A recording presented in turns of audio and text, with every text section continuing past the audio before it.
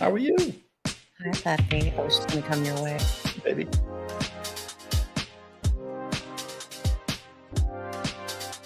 Because she walked up to you and kind of was so excited that she wanted to play.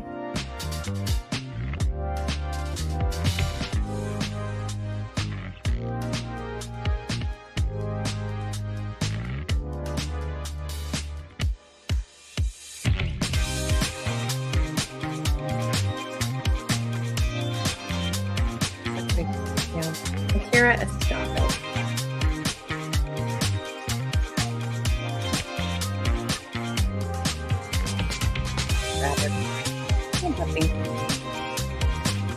Okay, now she's gonna sit down. Let her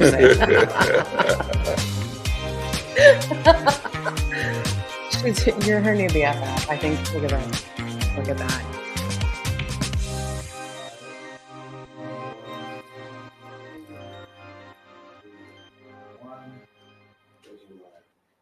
Happy darn CultureCast Day.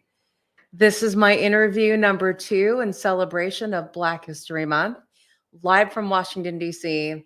at the High Life Studios. I've got my friend Daryl Davis live and in person hanging out with us. Welcome, Daryl.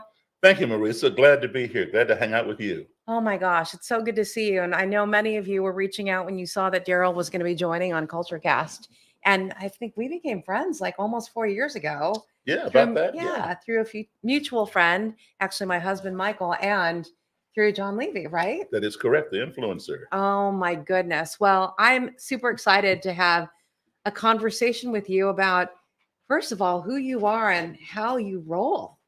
And what I mean by that is you've had this amazing global music career. And at the same time, you've done and put so much goodness into the world in just who you are. And so I want to really unpack that. But here's what I also want to unpack too. I mean, I think we all know that you are this R&B OG rock and roll musician. I will say that. But then I love what I read. I think this was in leading up to this week spending here in Washington, D.C. at the Descendants group, the gathering that we had this week, is that you are not only a musician, you're a civil activist, and I love this term for you, racial reconciliator, OMG. And that's what we're all going to be talking about today. So I'm excited about that. Well, I'm excited to talk about it as well. Yeah. And actually, for those of you who saw our dog, Akira is also hanging out. So don't mind her if you see her. So first of all, Daryl, I actually used a quote that always sticks in my brain when I think about our conversations. And I shared it as kind of a lead-in for anyone who hadn't met you yet, which is, how can you hate me if you don't even know me? And I'm going to, title our conversation that way. I'd love to just dive into, who you are and how you got into this world and what led you to this path of music first. So let's go there. And with the balance of your activism. Okay, yeah. Well, let's go to the origin of that quote. How can you hate me when you don't even know me? I'll be 66 years of age next month. Happy early birthday. Thank you. Thank you much. But let's go back to my childhood. Okay. I am the child of parents who were in the U.S. Foreign Service. So I grew up as an American Embassy kid, traveling all over the world, starting at the age of 3 in 1961. And how it works is you're assigned to a country, a foreign country. Yeah. You're there for 2 years, back home here for a year, maybe a few months, and then back overseas to another country. So every 2 years, I was in different countries, going to different schools. And in between, I was home. I did kindergarten, first grade, third grade, fifth grade, seventh grade, all in different countries. Oh my goodness. So my first introduction to school was abroad. Yeah. And my classmates were from all over the world. Whoever had an embassy where we were assigned, they were from Nigeria, Japan, Russia, France, Germany, Italy, you name it. And so that being my first introduction to school became my baseline for what school was supposed to be, right? Yes. However, every time I'd come back home after my dad's assignment, I would either be in all Black schools or Black and white schools. Okay, where was home when you came back to the U.S.? It varies. Okay. Sometimes Washington, D.C. area. Okay. But also Massachusetts. Got it. Okay, so I was either in all black schools or black and white schools, Yeah. meaning the still segregated or the newly integrated. Hmm. And just because desegregation was passed by the Supreme Court 4 years before I was born, 1954, Yeah. it did not integrate schools overnight, right? Sure. I mean, Right. even now in 2024, some places are still struggling with integration. Right. Okay, so anyway, one time when I came back, I was age 10, 1968, and we were in Massachusetts.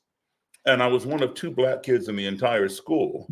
So consequently, all of my friends were white. Sure. And there's a little black girl in 2nd grade. I was in 4th grade. So some of my male friends were members of the Cub Scouts and invited me to join, which I did. And one day we had a parade. They had something up there called Patriots Day, Okay. where all these groups marched from Lexington to Concord to celebrate Paul Revere's ride. So I was with my scout troop, Girl Scouts, Brownies, Boy Scouts, Cub Scouts, 4-H Club. I was the only black participant. Everything was great. Nothing but white people spectating, Sure, waving, right. cheering. And here I am. I even got to carry the American flag. Very Right? cool. So I'm marching with my troop. People were waving and cheering and yelling the British are coming and all that kind of Yeah. thing. Until we got to a certain point in the parade route when suddenly, pow, I'm getting hit with bottles and soda pop cans and different small debris from the street, but just a small group of white spectators off to my right on the sidewalk, Yeah. mixing with a larger crowd. And because I had no precedent for this kind of behavior, Sure. I'm thinking, oh, these people over here, I don't know what's wrong with them, but they don't like the scouts. They're rowdy. Yeah, know? whatever. Yeah. And I didn't realize I was the only scout getting hit until my den mother, my cub master, my troop leader all came running back and covered me with their own bodies and escorted me out of this danger. And nobody else is getting this treatment. Yeah. So I'm like wondering, well, I didn't do anything. Why are they doing this to me? I had no clue. And all my leaders would do was shush me and rush me along, tell me to keep moving, it'll be okay. So I kept moving. Fortunately, the people doing this did not follow us. And at the end of the day, I still did not know why this transpired. Sure. So I went home. My leaders never told me. I went home, and my mom and dad were putting this mercurochrome and Band-Aids all over me and asking me, how did you fall down and get all scraped up? I told them I didn't fall down. I told them exactly what happened. And for the first time in my life, my mom and dad sat me down and explained to me what racism was. Oh, my goodness. Now, believe it or not, Marisa, at the age of 10, I had never heard the word racism. It did not exist in my sphere. Well, right. I was around people from all over the world. Yes. We played together, went to school together, had slumber parties. We all got along. Yes. And this thing my parents were telling me about, this thing called racism, my 10-year-old brain could not process the idea that somebody who had never spoken to me, never seen me, knew nothing about me, would want to hurt me for no other reason than this, the color of my skin. Sure. So in my mind, my parents were deceiving me. And to further prove my point, the people over here on the right side of me on the sidewalk who were doing this did not look any different to me than my friends at school or my fellow Americans overseas. Absolutely. Or for that matter, my little German, Danish, Swedish, Australian friends, right? So my parents had to be wrong. People don't do that because of the color of your skin. Come on. I didn't believe them. My goodness. Well, again, this is 1968, a very pivotal year in American history. And of course, the year that Dr. King was assassinated. So I quickly learned that what my parents had told me was true. So now I accepted this phenomenon called racism. But what I didn't understand was why? Why does it exist? And that was when I formed that question at the age of 10. How can you hate me? You don't even know me. And for the next 55, almost 56 years, I've been looking for the answer to that question. Oh my gosh. I'm so excited that you shared that story, but also saddened by that story. I think it's amazing. I mean, when I'm hearing you talk about being a global citizen at so young, right? You've traveled all around the world.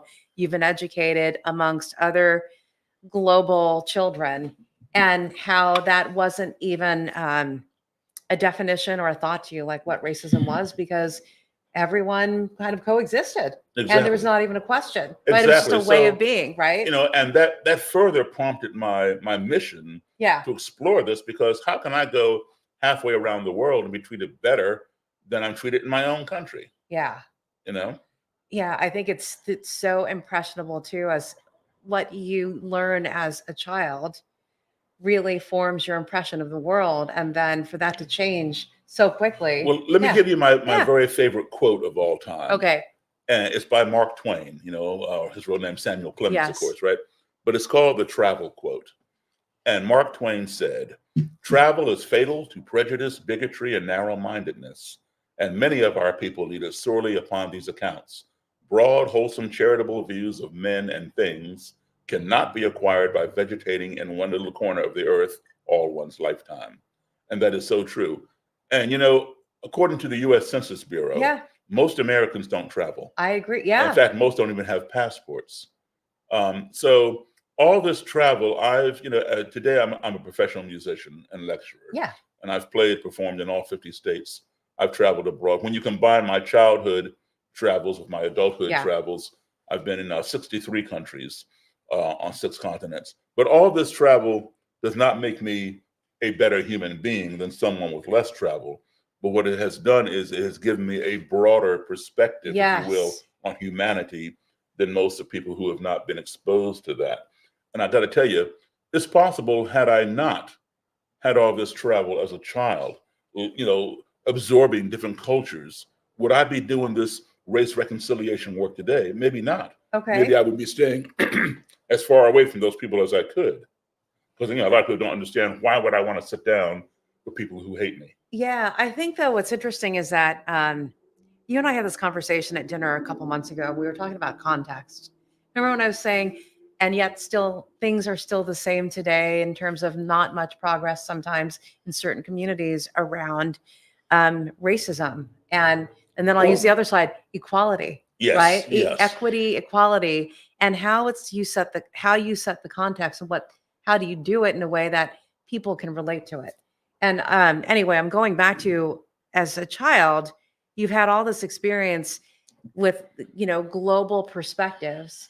And then for those who are children here and maybe they haven't traveled anywhere, that's all they know. And so I love that quote by Mark Twain. Unless you kind of broaden your perspective or broaden the context from where you sit, how can you begin to understand that there are actually people out there, and this is just humanity in general. But today we have we live in perhaps one of the most diverse countries on the planet. I totally agree. I had to go across the Atlantic and Pacific Oceans to meet people. Today they're all here. Yeah. And we have the internet. But people don't take advantage of these things.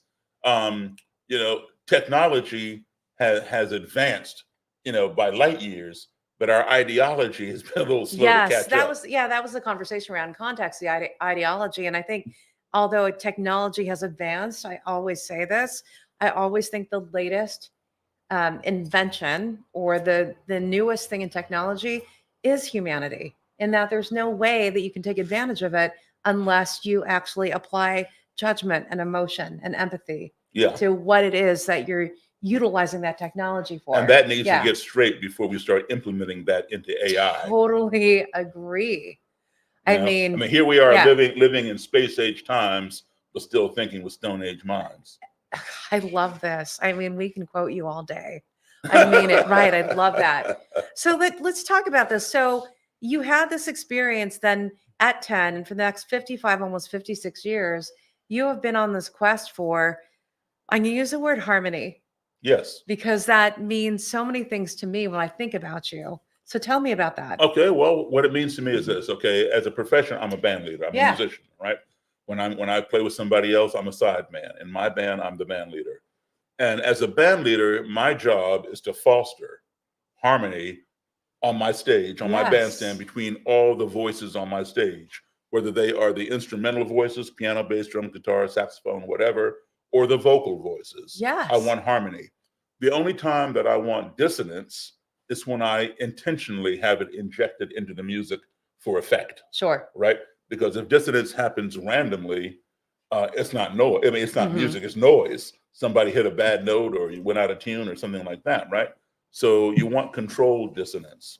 So other than that, you want harmony. Yes. So it's natural, when the gig is over, curtain, comes down, and I walk off the stage, and now I'm out in society, I want harmony around me there too. Yes. I don't want to have to be fighting my way on my way home. being discriminated against, pulled over for no other reason than the color of my skin, Sure. or things like that. I want harmony, just like I do on stage. That's right. So I think this was kind of meant to be, I mean, your gift for being a musician and actually living that from a technical music standpoint, but then in life, that's kind of a mantra for you. I mean, I'm going to fangirl a little bit about your history and your career as a musician.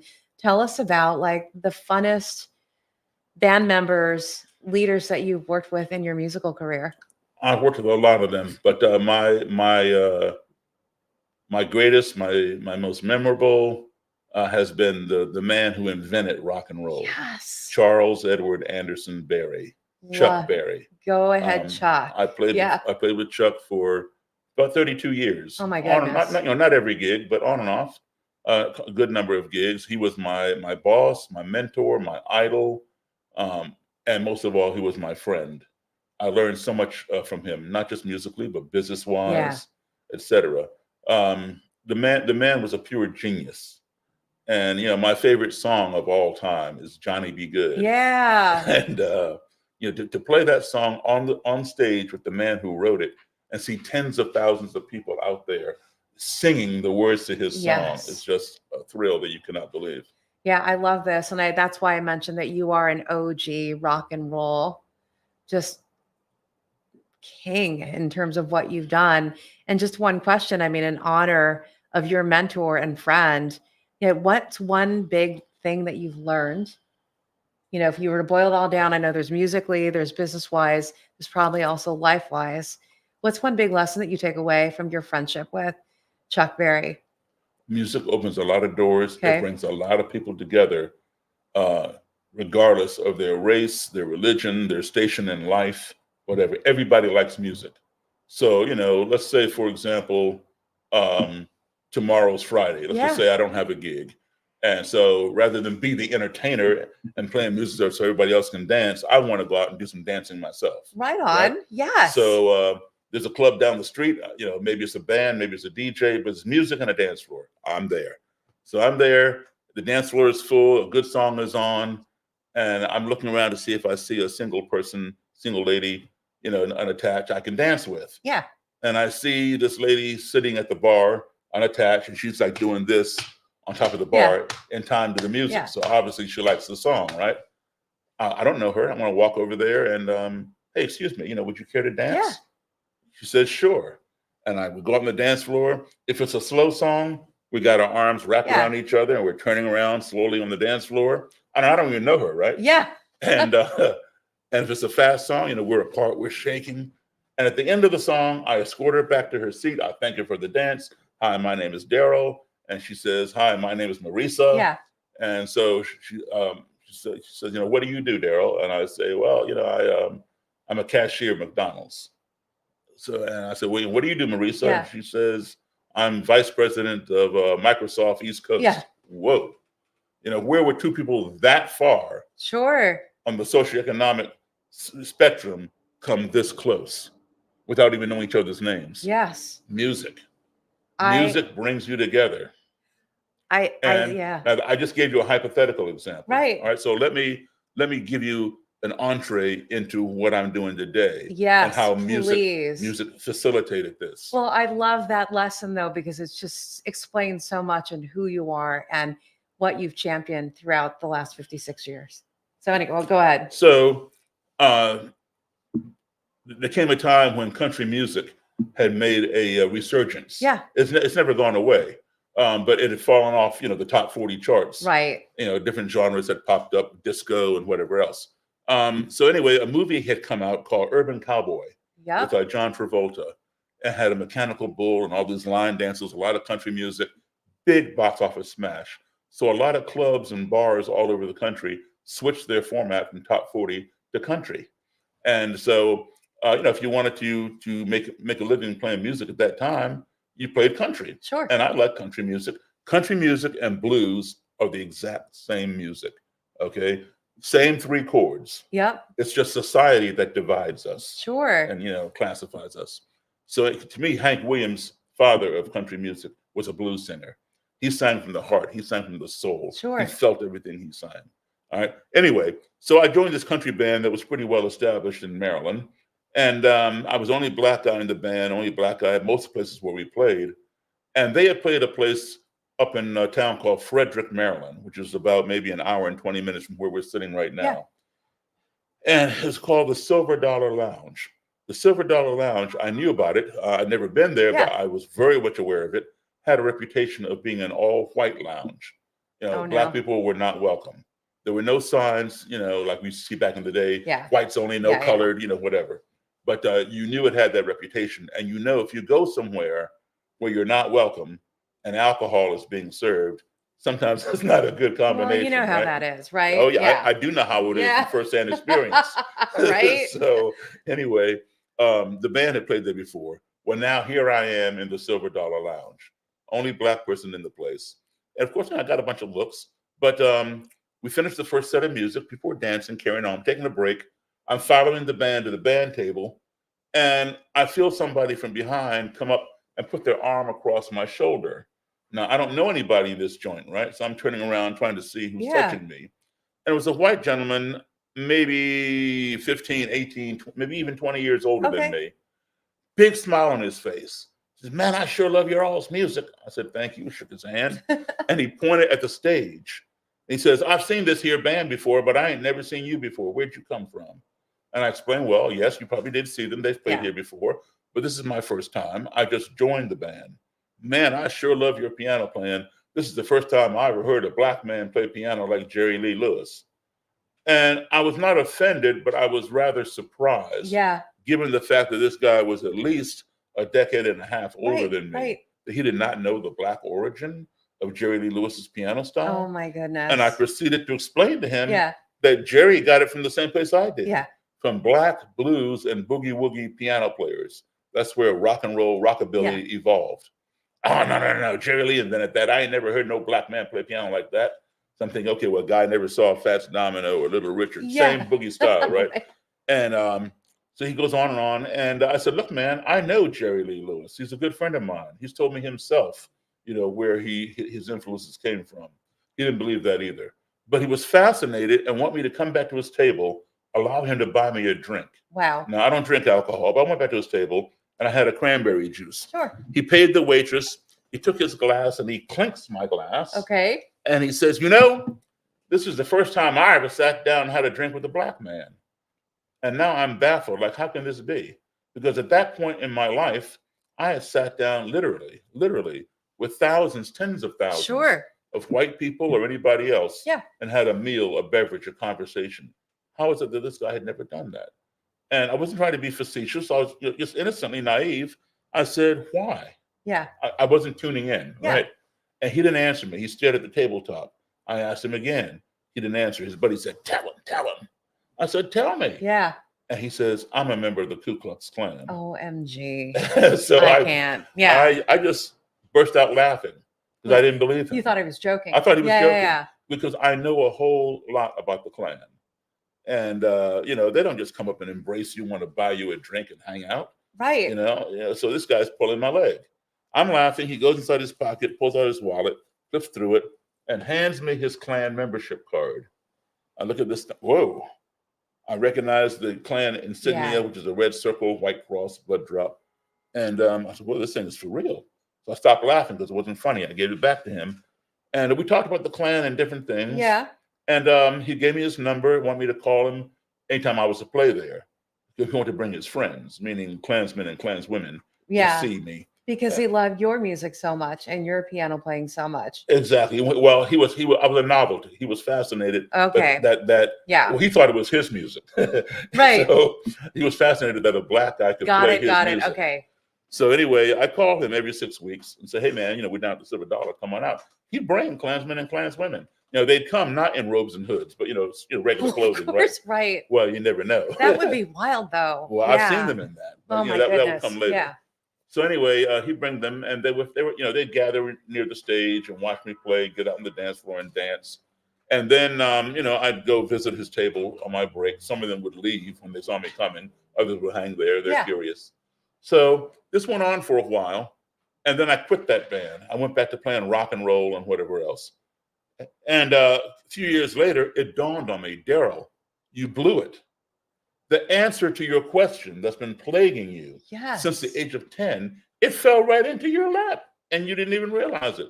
Who better to ask that question of than someone who would go so far as to join an organization that has over 100-year history Yeah.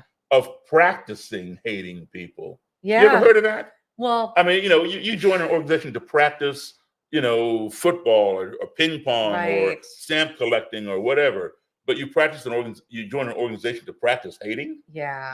okay. Ugh. So who better to ask that question of? Get back in contact with that guy, write a book, because all the books I have, every book written on the Yeah. Klan was written by white authors. Obviously, they had more access to Klan Right. people without fear of, whatever. And there have been two books that dealt with the Klan written by Black authors, but each author detailed how he escaped a lynching. First author in the Oh my 1930s goodness. and the other Yeah. one in the 1940s. I wanted to sit down with my prospective lynchers and ask them face to face, how can you hate me? Yeah. You don't even know me, right? Yes. So I decided that's what I'm going to do. So I sought out that guy that I met, the Klansman, up in Frederick, and I persuaded him. He was resistant. I persuaded him to give me the phone number and address of the Klan leader for this area, and he finally did it on the condition that I not tell the man where I got his That where you information. got the number right. And he knew that you specifically wanted to understand the answer to that question with the Klan leader. Yes. Okay. You told him. Yeah. And so that's how the quest began. And I began traveling all over the country, up north, down south, Midwest, West, interviewing different Klan leaders and different members. Initially, I would not let them know that I was Black. I would have my white secretary call them Right. and say, hey, my boss is writing a book on the Klan. Would you consent to sitting down and giving him an interview? Yeah. Some would say yes. Many would say yes. Others would say no, I don't talk about that, blah, blah, blah. And then, I told her specifically, do not tell them I'm Black. Yeah. Of course, now today, of course, they all know, right? Right. But so a lot of them did not know, and they were shocked when they saw me. So yeah. Some refused to talk to me. Others wanted to fight me, and then most of them, would consent to sitting down.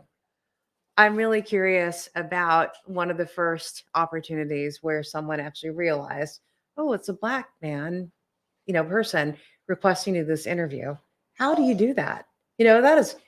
How do you do what? Yeah. How did you actually, so that you meet them, and what was that like?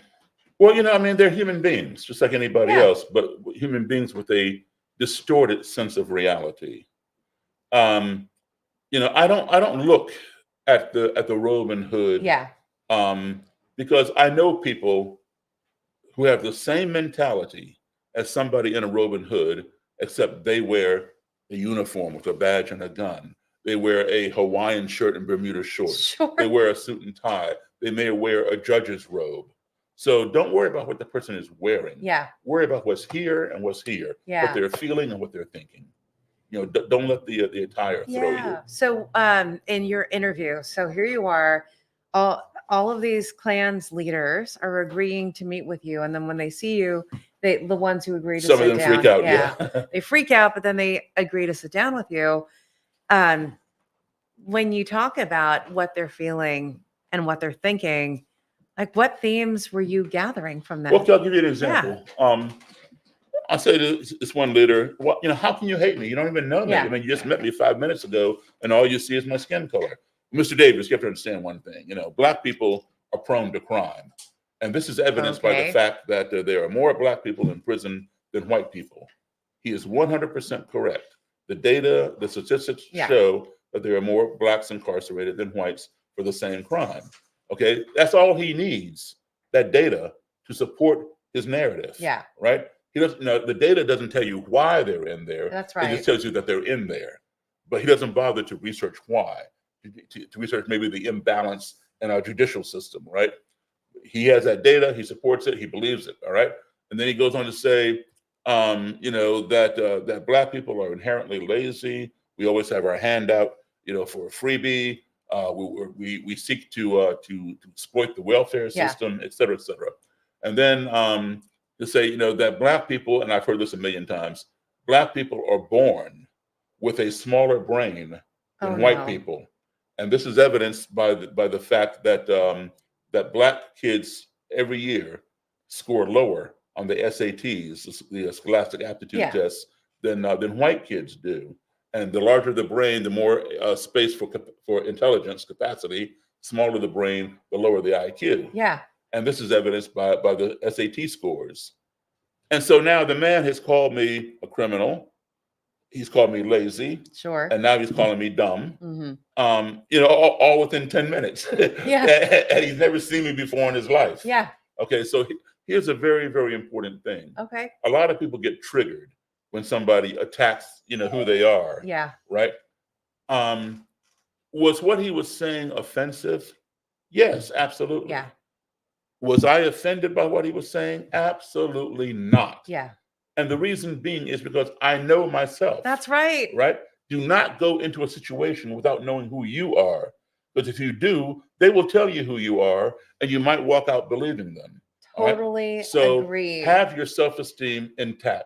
Know who they are, know who you are. All right. So I didn't let it rattle me. Now if my mother told me or my dad told me, Daryl, you're kind of prone to crime or something, or you're lazy, Right. you don't clean up your room, or you're kind of dumb, you brought an F on your report card. Maybe I would believe them because they brought me into the world, they raised me, but not somebody who's never seen me before. And all he sees is my skin color, and he makes these assessments of me. Yeah. Why should I believe a lie? Why should I be offended by a lie? The guy is wrong. Why should I be offended? Right. Right. So keep yourself in check. Don't get triggered because they're used to pushing triggers. Totally. They do it all day in and day out. Well, and they know those reactions, and that's what they thrive on. This is such a good lesson, though. And I feel like every leader that I've had the chance to interview on CultureCast, and we were just talking about this with Ken just a couple of hours ago. And I like to say it this way, check yourself before you wreck yourself, right? That's so right. Like really understand like who you are. And we were just talking about this, Ken and I were a couple of hours ago. I think the big lesson learned, whether or not you're interacting with a Klan's leader or just another human being who you may not know, it really starts with, and also when things might feel like are happening to you, the place to start is with you.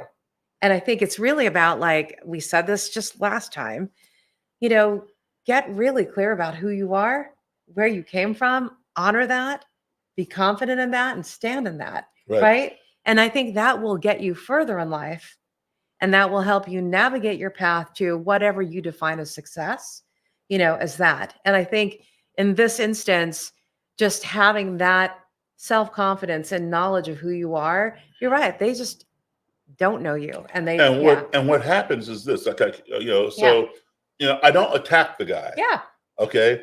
I just sit back and listen. And there's a reason, because I tell you what I've learned in all my travels. No matter how far I go from my own country, the United States, whether it's right next door to Canada, right next door to Mexico, or halfway around the globe, no matter how different the people may be that I encounter, they don't look like me, speak my language, or worship as I do, or whatnot. I always conclude that everybody is a human being. And as such, every human being in the world wants these 5 core values in their lives. Everybody wants to be loved. Everybody wants to be respected. We all want to be heard. We want to be treated fairly and truthfully. And we want the same things for our family as anybody else wants for their family. And if we can learn to apply those 5 core values when we find ourselves in an adversarial situation or a society or a culture in which we are unfamiliar or uncomfortable, I will guarantee you that the navigation of that situation, that culture, that society will be much more smooth and much more positive. So I sit back and I listen to the person.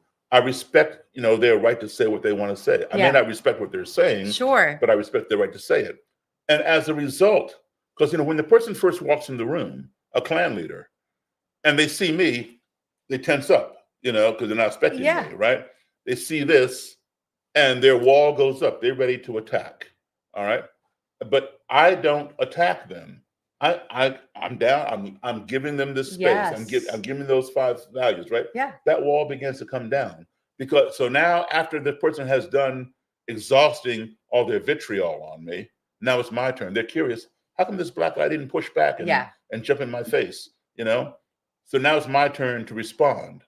I could say, no, you're the criminal. You're the one hanging black men from trees and dragging them behind pickup trucks and bombing their churches, etc. Right? And I'd be 100% correct. The Klan has over 150-year history of doing that. Sure. But if I did that, the wall would go right back up, their ears would plug up. That's right. I want to keep the wall down, their ears open so they can hear what I have to say. So rather than go on the offense, I go on the defense. But I've already done my homework on this person. I don't have a criminal record. Yeah. So I said, I'm as black as anybody you've ever seen. Yeah. I don't have a criminal record. My mom and dad don't have a criminal record. I already know that this guy sitting across from me barely made it out of high school. Right. Okay. I have a college degree, but I'm not going to throw that in their face. Sure. Right. I also know that my SAT scores got me into college. And the reason that he's correct in saying that black kids have lower SAT scores. But where do most black kids in this country go to school? Right. In the inner city. Education, right. And where do most white kids go to school? In the suburbs. Fact, inner city schools are not as good as qualified as suburban schools. Black kids who go to school in the suburbs can score just as high, if not higher, sure, than some of the white kids. White kids who go to school in the inner city can score just as low, if not lower, than some of the black kids. It has nothing to do with the color of the kid's skin or the size of the kid's brain. That's right. But has everything to do with the educational system in which that child is enrolled, which is why whenever as parents you move somewhere, the first thing they want to do is check out the school system. Is this where I want to send my kid to school?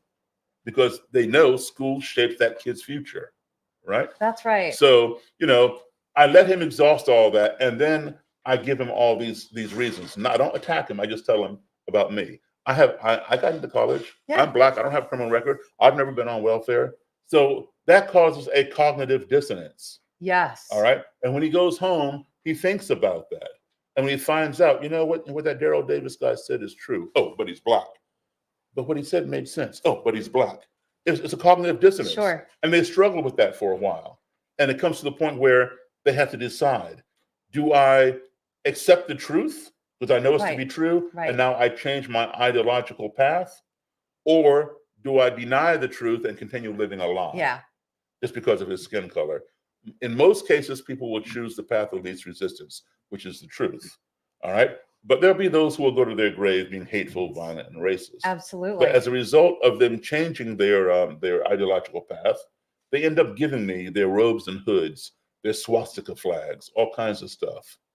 When that happens, though, I mean, that's insane. I think the number, and actually amazing at the same time, the number of former leaders who have done that with you, where they're like, I see the truth for myself, and now they're giving you. Hate is exhausting. Yeah. And every one of them, whether they know each other or not, they all say the same thing. It's a burden off of me. They wake up in the morning. Who am I going to hate on today? Now, today I'm going to hate the gays. I'm going to hate the Jews. I'm going to hate the Muslims. I'm going to hate the blacks.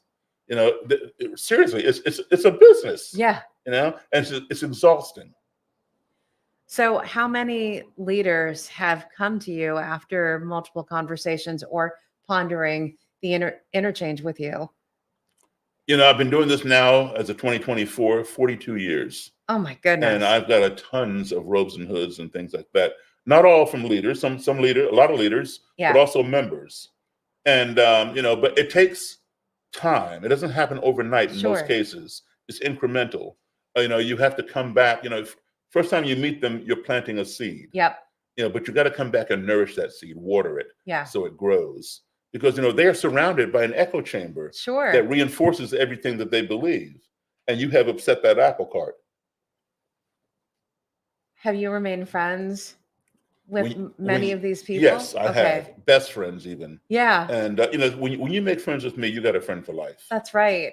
Yeah, I think I saw. I've invited some to my wedding. Yeah, I was going to say, and I think you've been invited to their family's weddings. I have been invited. I even participated in one of their weddings. That's right. I think there was a video of you and a story that I saw on CNN and other news channels. I walked the Klan bride down the aisle. How did that happen?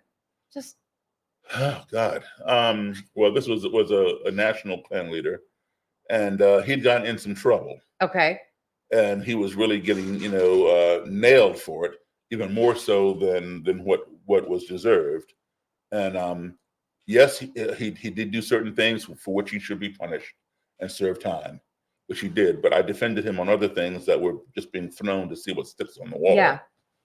And so he and I developed a relationship, a trust, and his translated fiance, and got to know them, work with them. I took them to the African American Museum. Oh, wow. Yeah, Okay. and show them different things. Let them see things they would never see otherwise. Yeah. Right.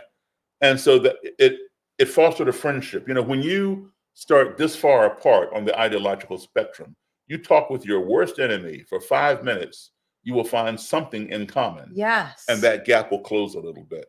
You keep on talking another 5 minutes, you found more in common. When you get here, you are having a relationship with your adversary. You might not be going out to happy hour with the person, Sure. but you're having a cordial relationship.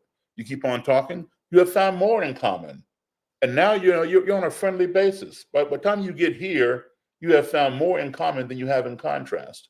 And the trivial things you have in contrast, such as skin color, or whether you go to a mosque, a temple, a synagogue, or a church, begin to matter less and less. And they begin wondering, why did I hate that person? Doesn't even make sense. That's right. Well, I think I go back to, the 5 core values, and it all starts and ends with love.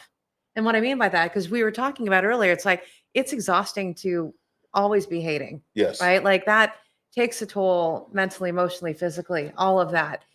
And to lean on love and be open. And I think the other lesson that I'm hearing is that, things don't happen immediately as well. Right. It's not like, hey, I did one thing and how come, whatever I'm trying to do is not happening. It takes time. It's time, right? Right. And the day you pass the legal bar does not make you a good lawyer. That's right. The day you get your driver's license does not make you an expert driver.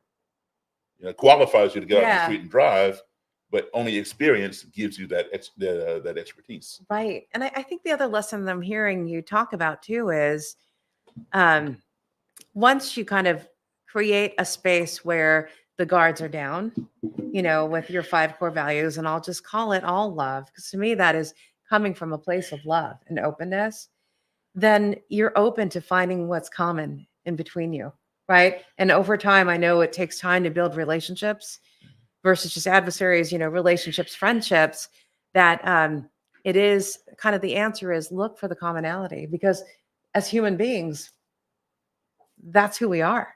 When 2 enemies are talking, Yeah. they're not fighting, they're talking. They may be disagreeing, they may even be talking loud. That's right. But at least they're talking.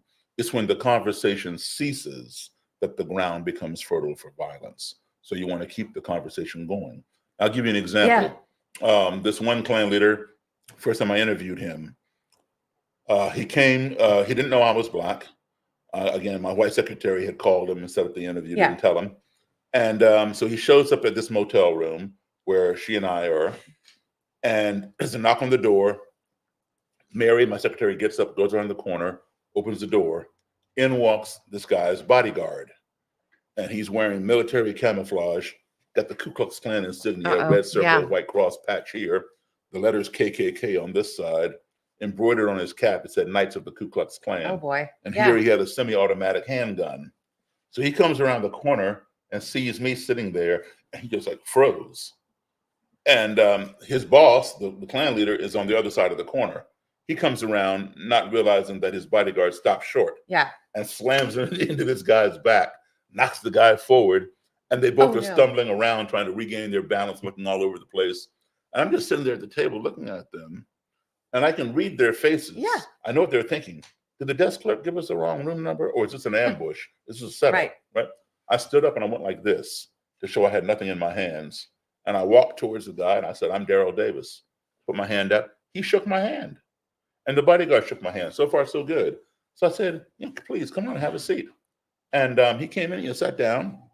And everything was fine there. I had a little bag beside me. Bodyguard stood at attention to his right. Yeah. And every time I would go in the bag to pull out the Bible, because the Klan claims to be a Christian organization. Okay. And the Bible says, according to them, that Blacks and whites should be separate. I want to be here. Please show me chapter and verse where it says that, right? So I pull up my Bible or pull out some recording thing. And Every time I go down into the bag this way, the bodyguard reach up that way with his Yeah. gun. So after a while, he realized there was no threat in the bag, and I went in and out. He didn't move. He trusted, nothing in there. So this guy and I are just talking, and all of a sudden, out of nowhere, there was a very fast, very short noise. I got shh, and we all jumped. Yeah. And I jumped up out of my chair and I hit the table.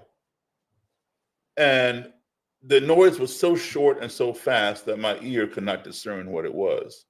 So therefore, I perceived it to be an ominous, threatening noise. Yeah. I was already told by the guy who gave me this guy's number and address, Daryl, don't fool with him, he will kill you.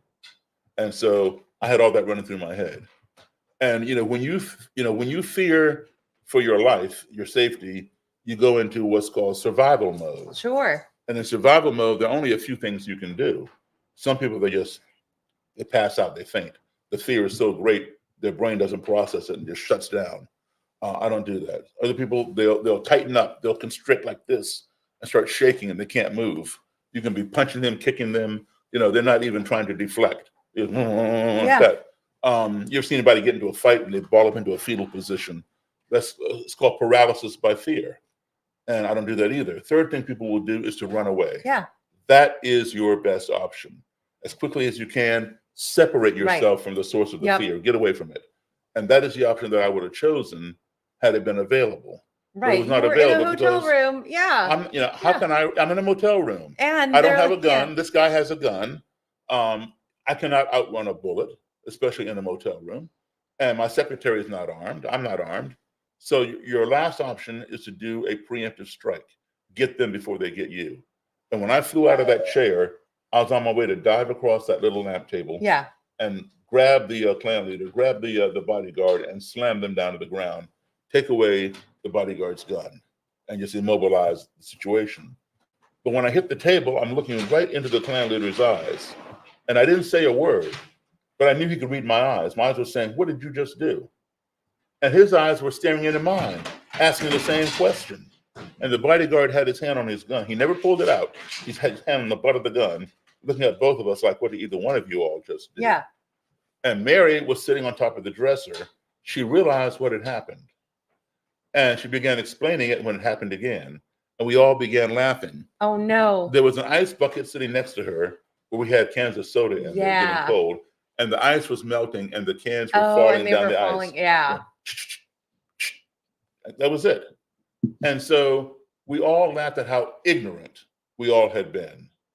But this was I won't say this was a learning moment. That would come later. Okay. It was a teaching moment. Yeah. And the lesson taught is this: all because some foreign, highlight, circle the word foreign, entity of which we were ignorant, had entered into our comfort zone, we became fearful of one another because we feared those things of which we are ignorant. Right. Ignorance breeds fear. Yes. If we don't keep that fear in check, that fear will escalate into hatred because we hate the things that frighten us. If we don't keep that hatred in check, that hatred in turn will escalate into destruction. Yes. We want to destroy the things that we hate. Why? Because they frighten us. But guess what? At the end of the day, they may have been harmless and we were simply ignorant. So we saw that whole chain almost unfold to completion, where, had the Nighthawk or the bodyguard drawn his gun and shot me or my secretary, or had I pounced across the table and hurt one of them. That story is unbelievable. And the fact that everyone had the courage to realize, Mary, the secretary, is saying it's actually the ice melting. Right. And the cans are dropping. And I think about, it's exactly what we were talking about earlier. It's check the data, right? Like there's assumptions that everyone's making that it's this foreign thing that's coming in, but it's how we think about things. If it's something we're not familiar with, we just make assumptions. Right. Versus really, one's perception is one's reality. That's right. And here's something that's very, very important that we all need to learn. You, myself, anybody, we cannot change somebody's reality. Only they can change their reality. Yes. All right. One's perception is one's reality. Even if it's not real, it's still their reality. It's real to them. Right. So if you want their reality to change, do not attack it. Don't tell them you're wrong. Right. Stop that or do this or do that. That you will get resistance because to them it's real and you are attacking who they are. They're the real. So don't attack the reality. If you want their reality to change, offer them a better perception or better perceptions. Right. And if they resonate with your perception, then they will change their own reality because their perception becomes their reality. That's right. Let me give you a quick example. Hypothetical example. Let's say you have a 7 or 8 year old brother, and he goes with his buddies to a magic show. And he comes back and tells you, Marisa, you're not going to believe this. This magician on stage asked for a female volunteer, and 50 women raised their hand. And he picked one out of the audience, brought her up on stage, and had her climb into this long box and put her feet out the hole at that end and her head out the hole at this end. And then he closed the lid. He took a chainsaw and went right down through the middle of the box. Came out the bottom. He cut her in half. And then he told her to wiggle her feet out that hole. And she wiggled her feet. And you say, listen, it didn't really happen. Yes, it did. I was there. I saw it. You weren't even there. I saw it with my own eyes. He is 100% correct. He was there. He saw it. You were not there. You did not see it. Right. And you're telling him that he's wrong. You have attacked his reality and he's upset. That's right. And rightfully so. Okay. That can't be done. He's 7 or 8 years old. He doesn't know that. All right. But he's right. You were not there. You didn't see what he saw. That's right. Okay. So it's real to him. And to make it even more real, he tells you after the man cut this box into 2 halves, he moved the half of the feet over here to stage right and the half of the head over here to stage left. Right. And then he walked over and talked to that woman's head and she spoke back to him. Yeah. And then he brought the 2 halves back together. He said abracadabra over top of the box, opened the lid, and the lady climbed out. She was cut in half, put back together, and no blood. And you said, listen, that's an illusion. No, it's not. I'm telling you, I saw it. You know what? You have attacked him again. Now he's really pissed. He might even disown you as his sister, right? Right. So rather than attack his reality, offer him a better perception. Say, listen, I hear what you're saying, but do you think that maybe it's possible that perhaps, when this man asked for a female volunteer and he chose a lady out of the audience, you think maybe it's possible that particular lady works for him? She travels all over the country with him, sits in that same theater seat everywhere they go. So he zooms right in on her. And when she comes up on stage and climbs in the box, there's already a pair of mannequin dummy legs lying on the floor of the box that are wearing the same stockings and same high heels she has on. She picks up the handles of those legs and shoves them out the hole, brings her own knees up under her chest. So her whole body is on that half of the box. When the saw passes through, it never touches her. And when he says, wiggle your feet, she just grabs those handles and shakes them, right?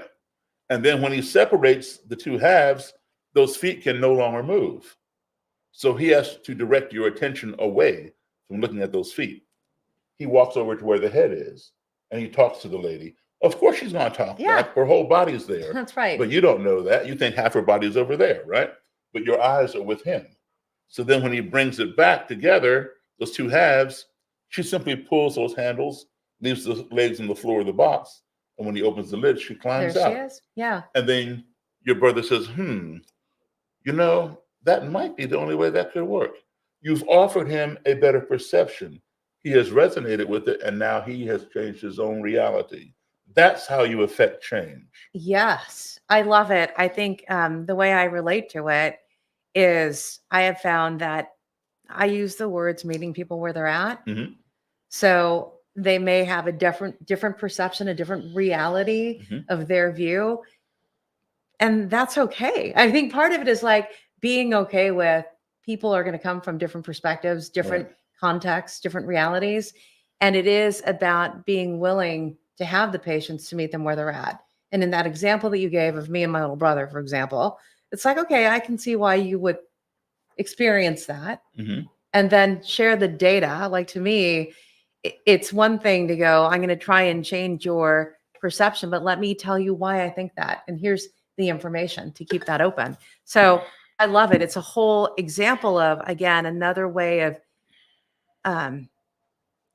acting kind is actually putting your feet in another person's shoes and meeting them where they're at. And I Right. think like having the patience to do that again, and it starts from this core value of love. The key, Yeah. you said the key word, Marisa, patience. Yes. Okay. Today it's like, this is how it is. This is the reality. You That's don't believe right. me? I cancel you. Done. That's right. Get no patience. That's Okay. right. I think it takes time and patience.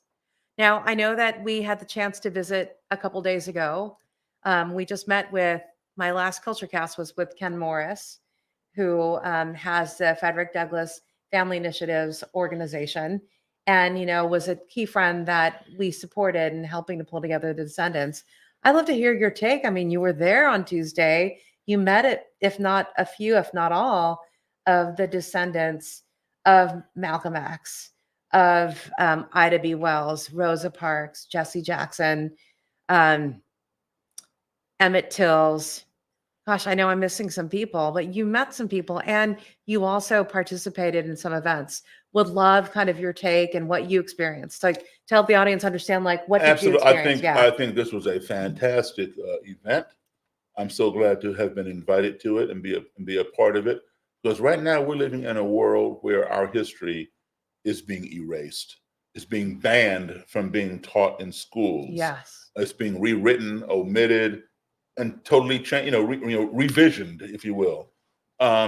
So to have something like this bring people together.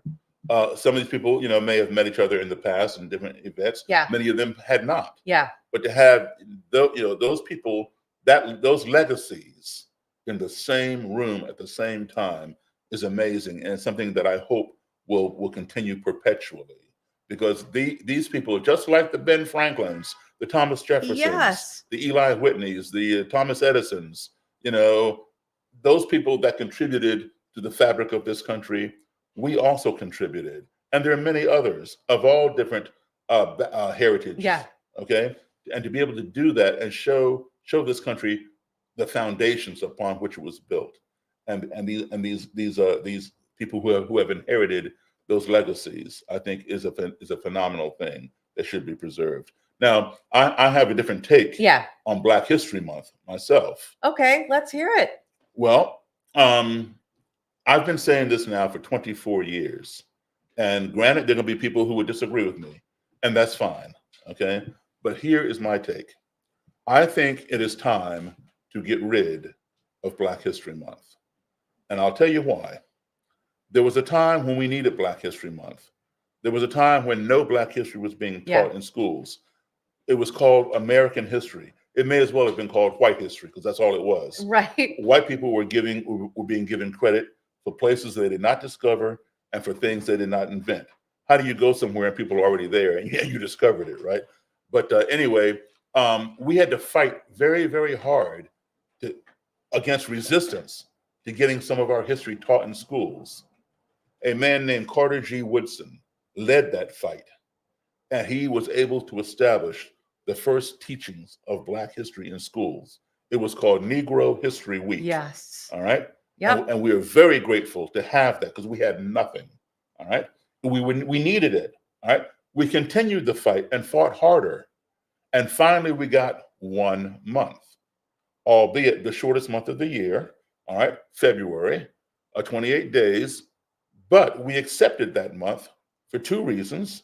It was the birth month of two of our heroes, Frederick Douglass, right, whose descendants were there as well, and Abraham Lincoln, right, okay, who freed the slaves. So we accepted that month, February. But then we became complacent. We stopped fighting. All right. Yes, we needed Black History Month. All right. And I'm glad we had it. But the problem is, it has become detrimental. And let me explain. Every February,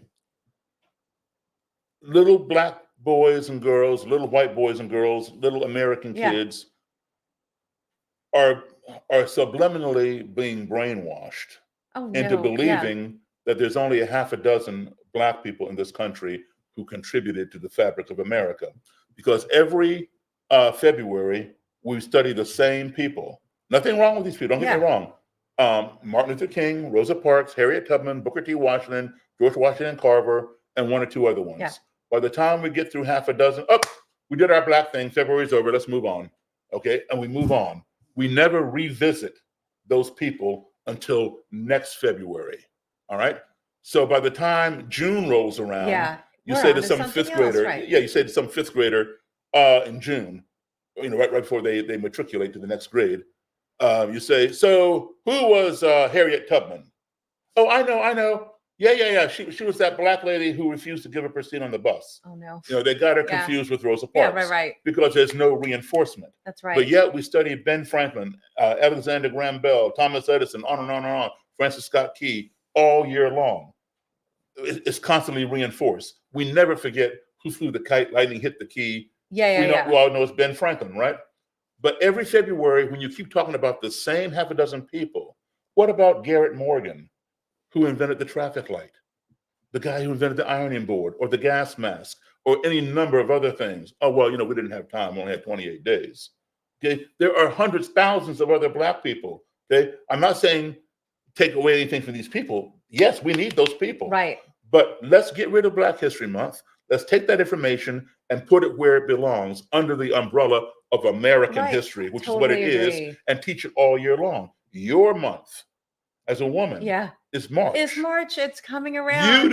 You do not stop being a woman after March Totally any more so that I stopped being black after February. Well, it's so so we can teach Black history in September too. Right. Okay. And same thing, women. Why do we need to relegate somebody's history to a month? It's American history. Teach it all year long. I agree. Okay? So that's my point. President Barack Obama became the first black president. We can't talk about him in September because he's part of Black history. We only talk about Obama in February. Yeah. How stupid is that? I think. Now, at 66, I remember as a kid, the Miss America beauty pageant. Okay. Yeah. When I was a kid, black women were not allowed to participate to compete in Miss America. They were forbidden, all right, because they were not deemed beautiful enough to represent Miss America. It was only white females. Right. And the judges were only white males. Right. Okay. They did not want white men judging on the beauty of a black woman. And there were only two categories way back then: the swimsuit and the evening gown. So women were being objectified. Absolutely. Right? Okay. They didn't have to write essays and do this and do that. They weren't talented. They just want to look at them. That was the mentality, right? So what did that do for black women? It gave them low self-esteem that they were not beautiful enough to compete. So what did we do to elevate their esteem? We created the Miss Black America beauty pageant and gave black girls something to aspire to. They can get their own crown, et cetera, right? And that elevated their esteem. It worked for a while. And then finally, Miss America, the big main pageant, finally came to its senses and opened its doors. Yeah. So today, every American woman can compete. And since that time, we've had 4 Miss Americas who've been black, starting with Vanessa Williams. And then Debbie Turner, and I forgot the other 2 names. All right. So now we don't need Mr. Black America because the main one is now open to everybody. So when are we going to come into the 21st century and put Black history where it belongs? Well, why do yes, we've needed it, but when you constantly put the same half a dozen people every year, you subliminally brainwash people and think, oh, there were only 6 or 7 black people that ever did anything in this country. Well, I totally hear your point on all of that. And actually, it's interesting. The people I was traveling with on the buses to our different events this week, we were talking about Black History Month and Pride and Women's History Month, all of that. And the funny thing is, we were talking about, but just because June rolls around and it's Pride Month doesn't mean that I'm not LGBTQ plus any other month of the year. Mm-hmm. So I hear you and I get that perspective. I also think, going to what the lessons learned from our conversation is around patience. And I mean, it's going to take a long time. I think the sad news is, but then there's good news too. The sad news is, look, that month shouldn't just be about, we're only going to study it during this month. And once we run out of time, we're going to move on to something else, which is kind of what I'm hearing you say. I think the other point is it's a starting point, right? For, let's say, newer generations who are coming into the world. And the good news is we're more diverse, more mixed now more than ever. And in a few years, I think the minorities will be the majority in terms of In population. 2042, that will happen. Yeah. Yes. In our lifetime, I think that will Mhm. happen. But I think it's also a starting point for how do we actually turn it into it's a way of being, it's our history instead of having to relegate months. So I see the good and bad of it. I think the good news is there's a starting point for people who are new and just learning about it, that it's putting some information in their heads that they were not aware of. And so that is beginning to change their reality on how they, relate to the different months that we celebrate. So I hear you with But that. but it's funny. I hear people say, "Well, we don't have White History Month." Well, no, you do. You have it 9 months of the year. Come on. Well, it has been such a pleasure to actually hang out with you IRL. It always is. Thank you. Likewise. You are just this amazing, harmonious human being that has actually put harmony into the world. You know, But you are the person, the director behind the scenes that is directing that harmony, because you have this platform where you are sharing this, which is a lot wider than I can share it. I'm meeting with people one on Yeah. one, and you're telling the story to masses. So Oh it's a my gosh. partnership. I'm going to hug you, dude. Let's just do this. All Let's right. hug on this couch. I'm going to hug. All right, Thank you. dude. And thank you, everyone, for joining us on CultureCast. We actually have another guest coming up who I got to meet through you, Charles Sims. Before we wrap, what is the best way to get a hold of you, Daryl? Daryl, Daryl, only one R, Daryl at daryldavis.com. Super easy. Well, dude, I love you. I heart you. I appreciate you.